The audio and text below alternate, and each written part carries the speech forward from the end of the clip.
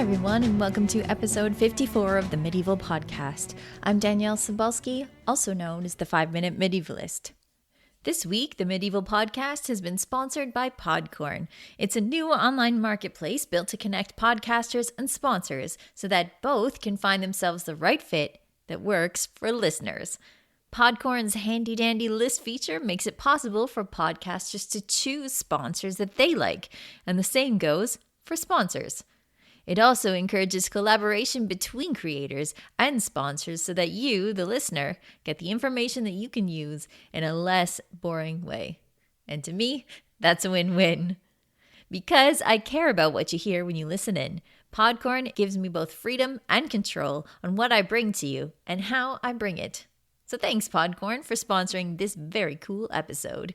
You can find out more about Podcorn and how it works at podcorn.com. This week, I thought we would talk a little bit about Anchorites, and I want to do this not because I'm making light of the isolation that a lot of us are facing in the face of the global pandemic, but because something I realized looking online is that a lot of people right now are starting to turn to different places for comfort in this time. And a lot of people are turning to the words of Julian of Norwich. And I thought this is a good time to talk about Julian because I do think her words are very comforting.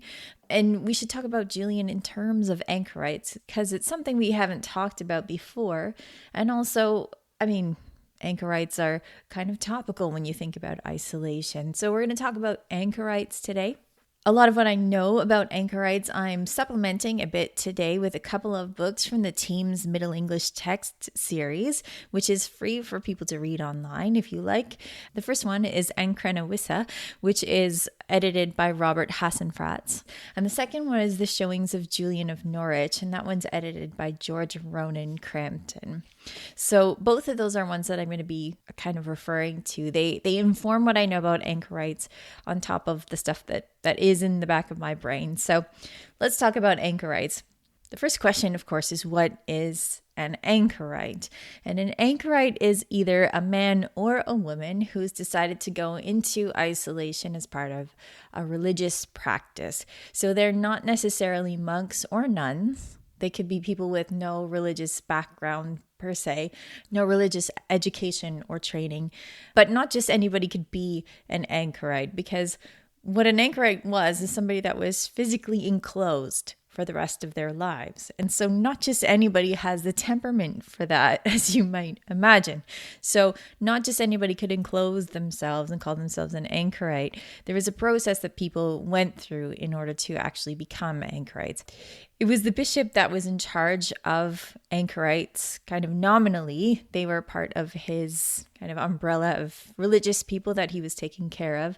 And this makes a lot of sense because Anchorites often built their cells onto a church. So, the bishop is in charge of the church and its property. So it makes sense that the bishop has a say as to who could become kind of an official Anchorite. A person who wanted to become an Anchorite would have to kind of apply to the bishop, explain why they wanted to be an Anchorite, explain why they thought they would be able to do this for life. And they would also need to be able to show that they could be supported for life, that they had a patron or they had the support of the community, that they were not going to become, a drain on people's resources, because once they were enclosed, they couldn't go and take care of themselves the way somebody would outside of an anchor hold. That's what their cell would be called. They couldn't do their own grocery shopping, for example. They couldn't buy toilet paper. Okay, maybe that's not a fair joke. But they couldn't go out and buy their own groceries or clothing or anything like that. So of course the bishop needs to be sure that these people would be supported and taken care of, that they wouldn't be starving in their cell. So we know that they are going to be enclosed. We know that they need support from the community to do that. And so the bishop is making sure that is there.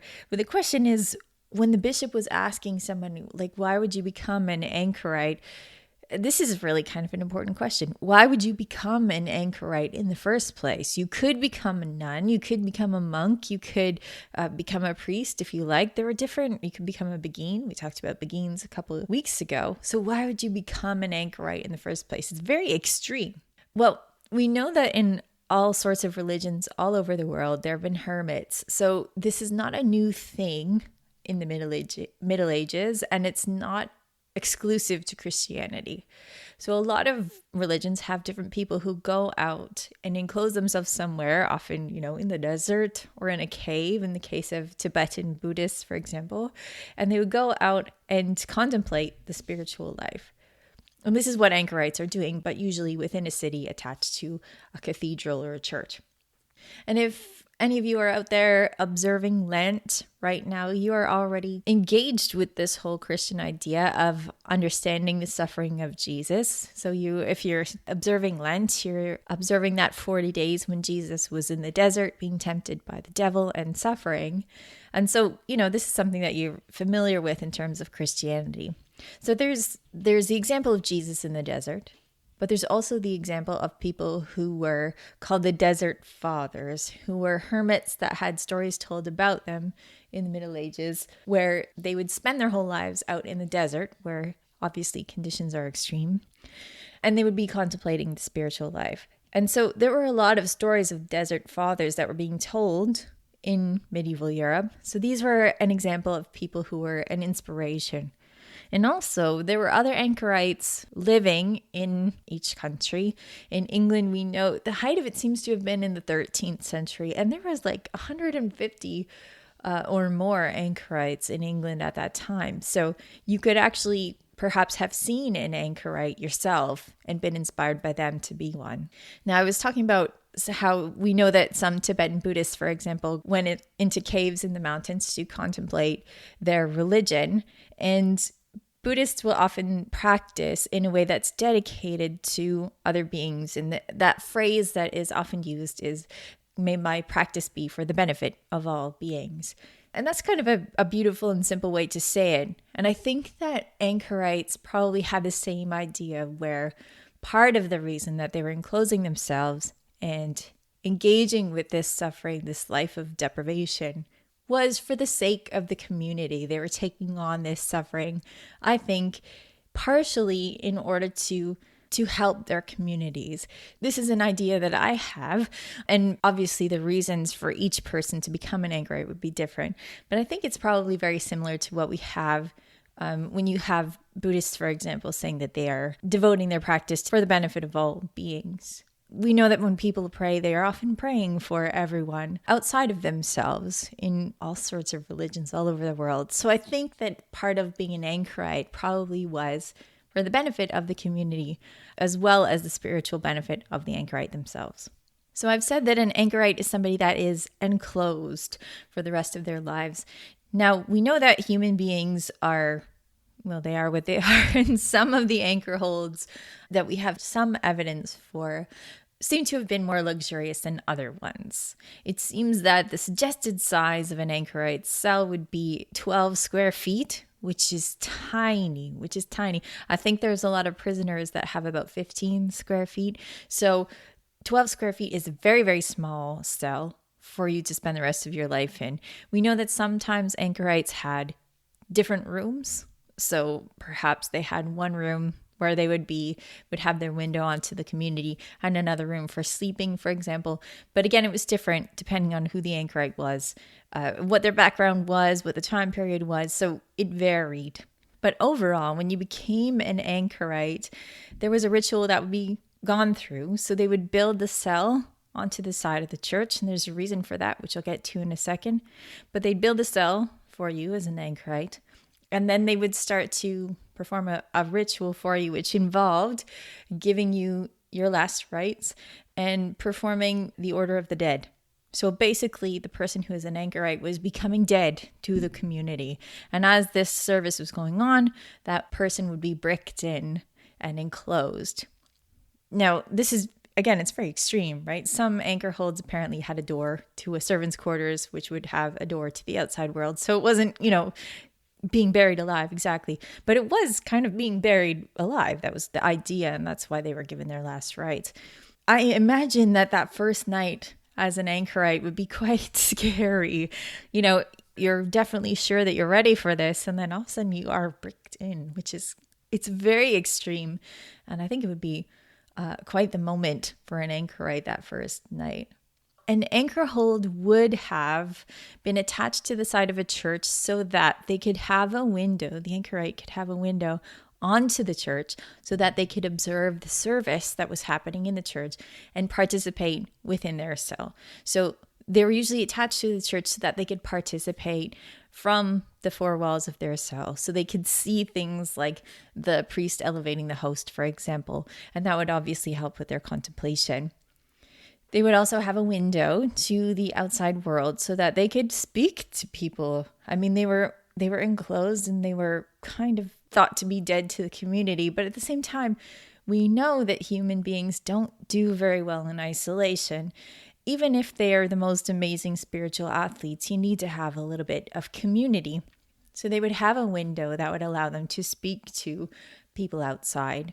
This wasn't just to the benefit of the Anchorite themselves, but also to the community, because these people were respected as, and again, like spiritual athletes is something that is that Robert Hassenfratz mentions in his introduction to the Anchorite. But also, people did think of these people as being kind of elite in their spirituality, and they were taking on the suffering that other people did not have the courage to do. So these people were kind of the pinnacle of the most spiritually dedicated in the community. So having that window was not just for the benefit of the anchorite, but for the community to come and speak to this person, get their advice, get their blessing, and learn from them as well. In fact, the Anchorite, it's very medieval Christian in that it's saying, well, you can talk to people on the outside, but don't have too much fun. Like, don't become a teacher from the inside, because you're supposed to be enclosed. You're supposed to be contemplating stuff by yourself. Don't start being super social. That's not what it's for. So, so obviously people were being pretty social through that window. We know that people were visiting anchorites for blessings, for advice, that kind of thing. And also, I mean, for practical reasons, if a person is enclosed in a small cell, they can't do their own cooking. They can't empty their own chamber pot. They have to pass this stuff through the window. So that is another reason why you'd have a window. I think when you think of people being enclosed, maybe it's just me, you kind of picture the window as having bars, probably because the only people we picture in cells like this are prisoners. But maybe some of the windows had bars, but some of them couldn't have bars because you have to get your meals somehow, in some way. So it's not exactly like solitary confinement. People were able to communicate with the outside world, and the meals and things like this were passed through at least once a day. Now, according to the Anchorite and the information that was gathered by Robert Hassenfratz, we know that Anchorites were fed by their servants or by the community once a day in the wintertime around lunchtime, and twice a day in the summertime around lunchtime, and then later in the evening. And it probably wasn't the most luxurious food, but again, I guess it depends on who the anchorite was. So these people, they are enclosed, they are interacting with only a few people. So for all of the people that are in isolation right now, and I myself have been in self-isolation for 6 days, so I have some questions of these anchorites. And one of the obvious questions, I think, is, what do you do all day? As an anchorite, you're enclosed, there is contact with the community, for example, but what do you do all day? Fortunately, there is kind of a schedule that's laid out in medieval Christianity, which is the canonical hours. So the anchorites could pray according to the canonical hours and follow that routine. So there was a routine and a structure to their days, which followed the canonical hours. So, at certain times of the morning, that's when you would begin your prayers, begin your chanting, begin your hymns, and you would be continuing that throughout the day. But there were times during the day when you weren't supposed to necessarily be reciting anything specific. So what could you do? From the information that I've gleaned from George of Rohan and Crampton's stuff on Julian of Norwich, it seems that most of the men who were enclosed were clerics. And if they were clerics, then that means that they could read and write. And so these were things that they could definitely do. Someone could pass a book through the window for them to read, or pass them some parchment and ink and they could write. Julian of Norwich must have been writing herself. That's something that she could do. if it was a woman, and apparently the majority of people who are anchorites in the Middle Ages were women, for whatever reason. I'm not sure what the reason is, and I'm not sure anybody has come to a definite conclusion about this, but it seems that most of the anchorites were women. For a woman who's uneducated, what she could be doing is charitable stuff. She could be doing things that she had learned how to do, for example, textile work. That's something that she could easily work on during the day. But we do know that to follow the canonical hours and to pray these exact same words every day would lead any human to some boredom. We know that being an anchorite was a difficult thing because, well, again, human beings, they have trouble. They struggle with too much repetitiveness and not enough contact with the outside world. And so there are stories of hermits, for example, and anchorites who are visited by demons and visited by temptation. And whether you take this literally or you take it figuratively, it was a difficult thing to be an anchorite because you are tempted by the boredom to think perhaps uncharitable thoughts about what you're doing there, about what the purpose is, about what the point is. And I remember seeing Robert Hassenfrat speak at Kalamazoo, at the International Medieval Congress in Kalamazoo, and hearing him talk about a priest who was ministering to an anchorite that was having suicidal thoughts because they couldn't come to terms with what they were doing there anymore. And the priest did think of it not in terms of psychology as we do now, but in terms of temptation by the devil, by demons, or just a difficult moment in this anchorite's life. I don't know what the source for that is, but once I find it, I will share it with you. But it just kind of goes to show that even if you are a spiritual athlete, it's difficult to be enclosed for that long. So if you're in self-isolation right now, understand that it is difficult. And even the people who were devoted to this as a life practice did struggle with it as well. So if you're having trouble being isolated, go easy on yourself. It's not just you. It's a difficult thing to be enclosed. So imagine doing this for life. And this is not to wind anybody up, but to think about what it would be like to be an anchorite. So these people they are meant in a way to be forgotten by the community, to be thought of as a dead person. But in order to be an anchorite, you needed the support of the people. So imagine what that was like if you're enclosed on the outside of a church. Maybe you have a brazier for yourself. Maybe you have a fireplace if you're super lucky, but you are dependent on the people outside to bring you food, to bring you blankets. And if they get sick or forget about you, it's very, very difficult. So in a way, these anchorites their lives were in a way kind of more public than some monks and nuns' lives were, because when you went into the church, there was the anchorites' window and you'd see them and you'd have to be kind of aware of them. The community needed to support them in order for them to do their work as an anchorite. So it's kind of interesting. It's an interesting place for them to be, where they were alone, but also supported by the community. It was a very difficult life for people to choose. And so, whether you're religious or not, I think this is kind of an admirable thing to devote your life to just one thing in a way that leaves you being tested all the time. This is something that, I definitely could not do myself. And so I do think anchorites are very interesting in the life that they chose. I think probably the first place where I came across learning about an anchorite was learning about the showings of Julian of Norwich.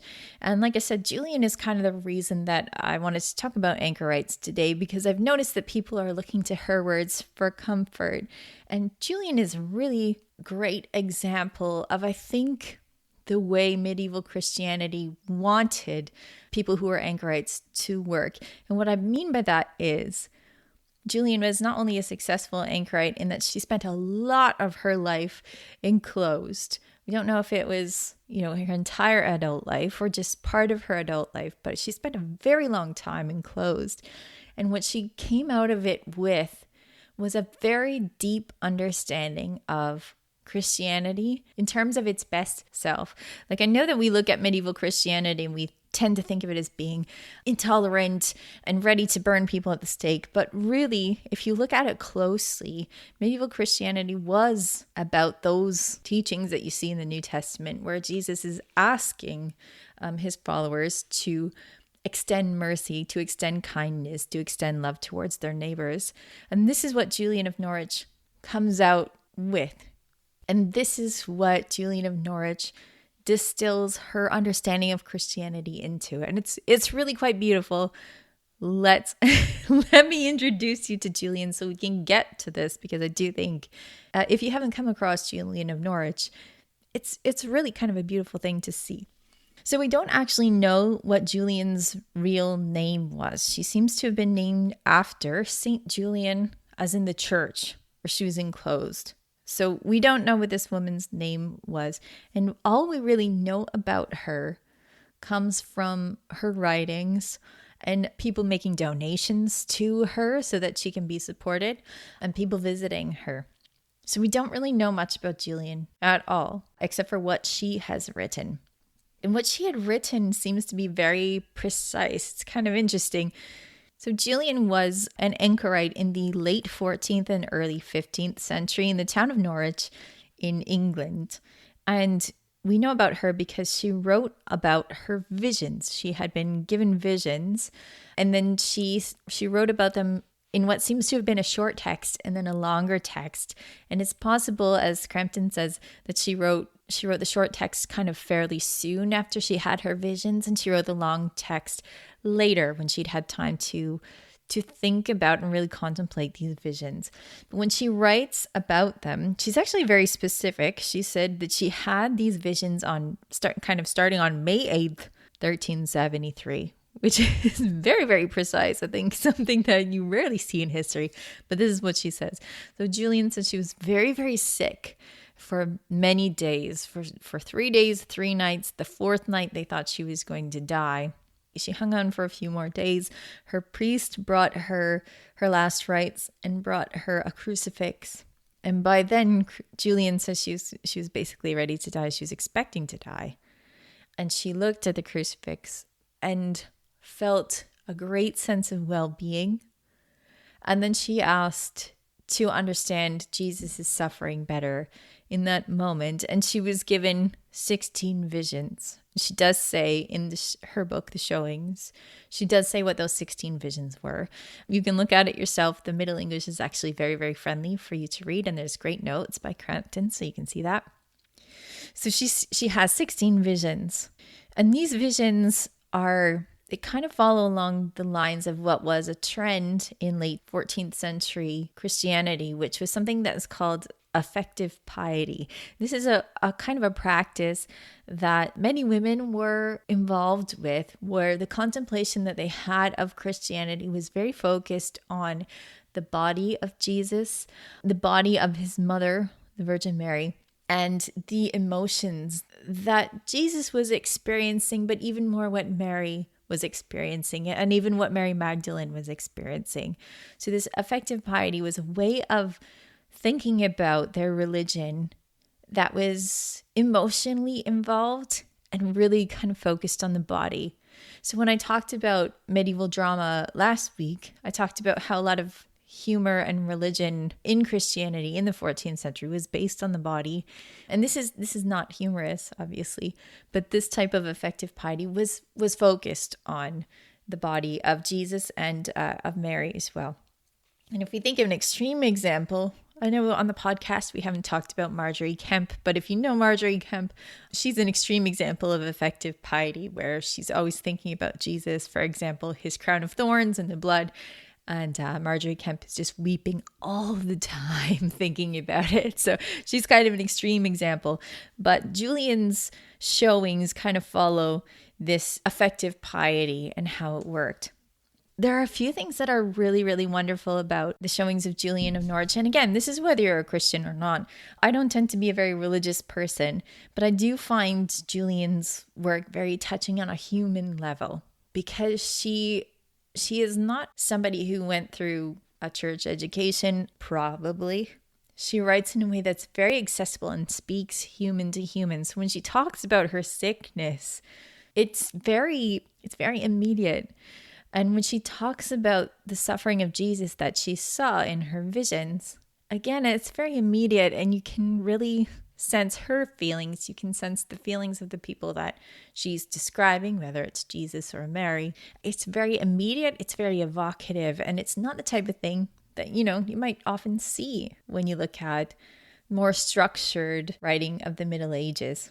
And Georgia Ronan Crampton, when she's talking about the introduction, when she's doing the introduction to the showings of Julian of Norwich, she talks about something that I think is another remarkable thing about the way that Julian writes, and that is when revelations are given to her, she tries to describe them, and she describes them kind of as a way of, she understands them without it being tactile, without it being spoken. She tries to tell you and really describe to you these things, these ideas came to her without any speech. She just knew them. And again, I think this is kind of a beautiful way for someone to describe their visions as just knowing this thought. And obviously, this is something that she has been thinking about for a very long time. When she was 6, she said she was 33 and a half years old. But she was enclosed for a long time after that. So these showings that she has finally written down, she's been thinking about for a very long time and processing them in a way that allows her to explain them very clearly. So somebody who's got a very, very difficult life like Julian, she's enclosed. It's probably very uncomfortable most of the time. It can be boring. It can be something to make you feel depressed or struggling. She's chosen a very difficult road.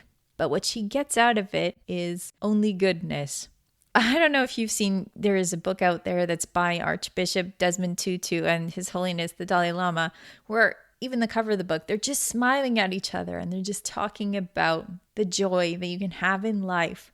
And this is where you find Julian as well, where you see people who are at the pinnacle of enlightenment, perhaps, and what they get out of it is joy and love. And I think that is it's gorgeous. So the thing that I'm seeing people passing around in the face of this coronavirus, when you see things that are happening, you have no control over them. People come back to Julian's words. She says Jesus said to her that all things shall be well.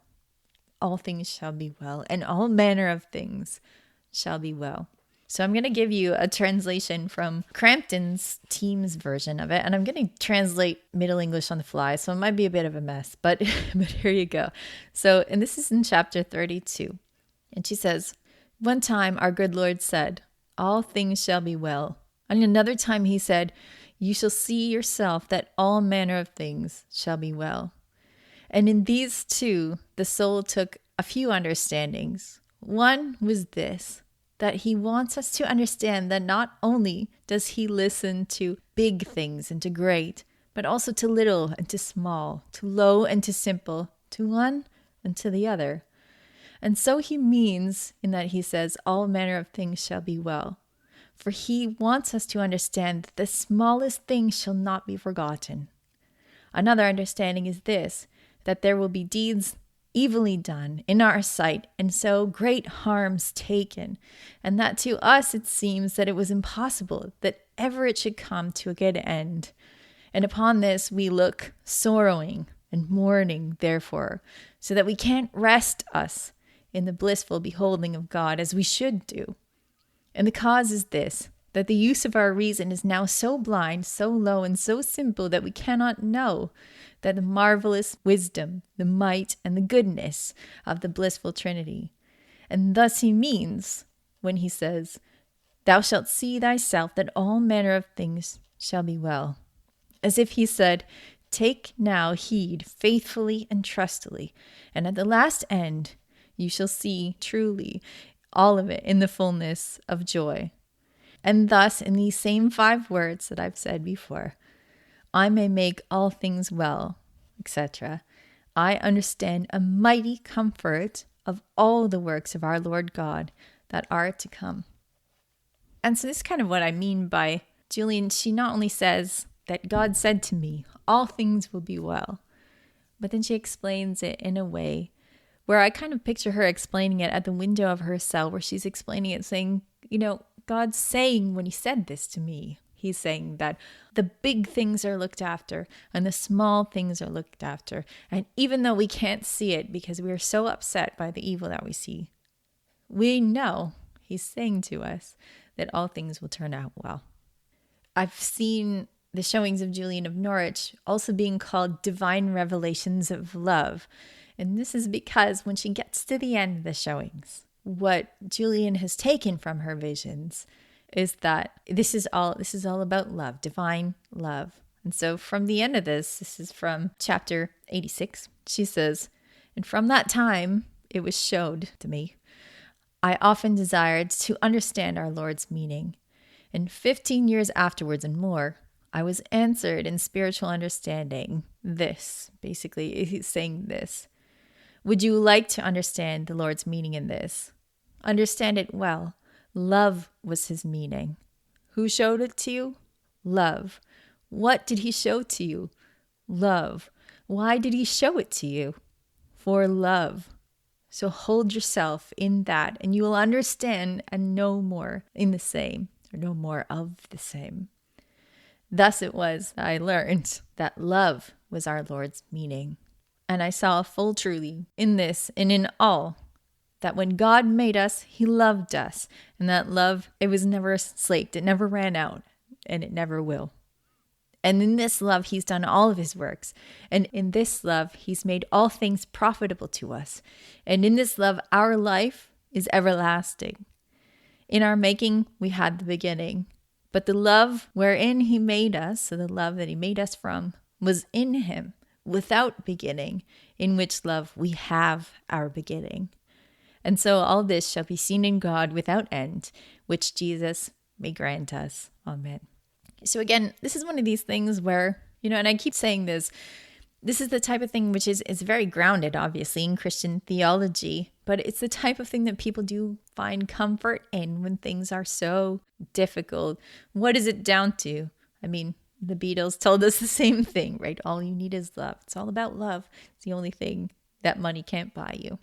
So when I think about the Anchorites, these people who chose this difficult road, who chose to enclose themselves and contemplate the spiritual life for their entire lives in isolation, even if this did mean, some contact with the community, some understanding, some contact. I think if somebody could come up with what is the goal of this, what do you hope to get out of this?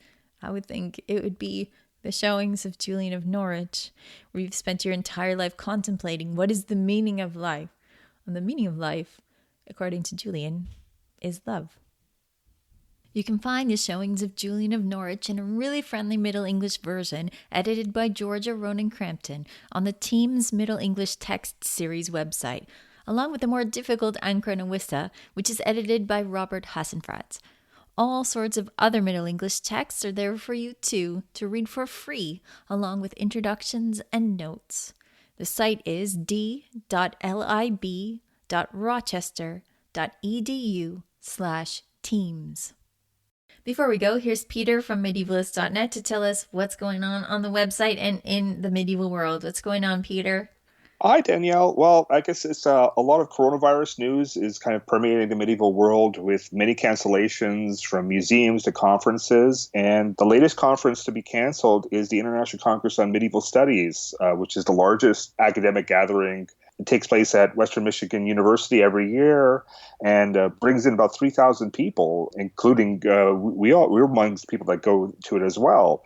But unfortunately, they've had to cancel it, along with many kind of other things that are happening with social distancing and quarantine, things like that. So in medieval studies, we're kind of seeing that have an effect on scholarship in the academic world as well. Yeah. I mean, I was scheduled to speak there. We were going to do a roundtable on podcasting, but I think this is the right call. I think that we need to stay home. For certainly. Most important thing is keep everyone healthy. And, this conference will probably the exact same stuff will actually probably take place next year. That's already the kind of plan, is to whoever was scheduled to speak this year will speak next year. And I think this is going to be a lot for medieval academics. It's just like we will reset in a year, hopefully. Yeah, exactly. And we're keeping things going with Medievalist.net, right, on the website? Yeah. We're trying to have a bit of a mix of stuff that's kind of related to coronavirus. So you can read about the medieval origins of quarantine. We are also having kind of the regular kind of material. You can read about St. Patrick and werewolves in honor of St. Patrick's Day. There's also a piece about how researchers have confirmed that bones from the 7th century belong to an English saint. So a lot of interesting things still happening in the medieval world, and we'll try and give you new content every day, keep you something interesting to read. Good. That's great. Thanks, Peter. Thanks. Stay safe. I know that there are a lot of people who, like me, are practicing social isolation or self-isolation, or are in quarantine right now all over the world and listening to my voice. And I want to tell you that it's a privilege to spend this uncertain time with you. The Medieval Podcast is going to keep on going on during all of this, and we have a whole lot of great episodes already to keep you company. I hope that it brings you some entertainment, some learning, and some comfort. Hang in there. Thank you to all of those people who are on the front lines caring for the rest of us, whether it's in hospitals or in the grocery stores. We are grateful for all the ways you support and help us, as people did for the Anchorites so long ago. Thank you. It's also worth thanking the people who are supporting this podcast on Patreon and making it possible for me to keep it going for you while the world is upside down. If you have a little to spare, please visit our Patreon page, where we have some goodies for you, like subscriptions to Medieval Warfare magazine, which you can get digitally or on paper, or a book with our Boydell and Brewer book club. You can find it at patreon.com/medievalists. As always, you can follow Medievalist.net on Facebook or Twitter at Medievalists to keep yourself both busy and informed. You can also find me, Danièle Cebulski, on social media at 5MIN Medievalist or 5 Minute Medievalist, so feel free to reach out. There's another human being on the other end. For more indoor entertainment, you can find my new book, Life in Medieval Europe, Fact and Fiction, along with my other books on Amazon. Our music is Beyond the Warriors by Geefrog. Thank you for listening, and may all manner of things in your life